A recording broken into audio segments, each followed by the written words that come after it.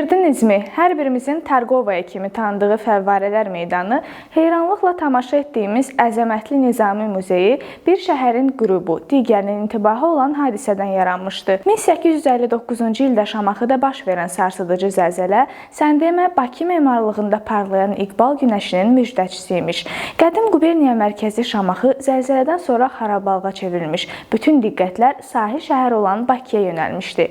Rus imperatoru binanın bərpası üçün vəsait ayırsa da, görkəmli geoloq German Abixin fikri qəti idi. O deyirdi ki, bu torpaqlar hələ çox sarsılacaq. Beləcə, quberniya mərkəzi Bakıya köçürüldü və tarixin yeni Bakı quberniyası səhifəsi açıldı.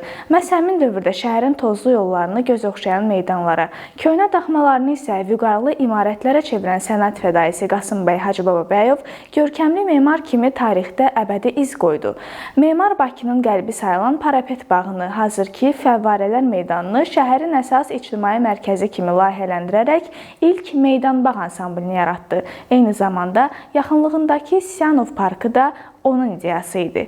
Memarın Bakıdakı ən möhtəşəm əsəri bugün Nizami adına Ədəbiyyat Muzeyinin binasıdır. 1860-cı ildə Metropol Mehmanxanası kimi inşa edilən bu tikili Bakı memarlığına yeni nəfəs gətirdi. Paytaxtın sahil zolağının abadlaşdırılması da Qasım bəyin adı ilə bağlıdır. O sahili şəhərin daxili küçələri ilə bağlayan keçidləri elə planlaşdırdı ki, dəniz havasından paytaxtın hər güşəsinə pay düşsün. Təəssüf ki, indi Qaslavskini, Plaşkonu tanıyırıq, amma Qasımbəy Hacıbababəyovu o qədər də yox.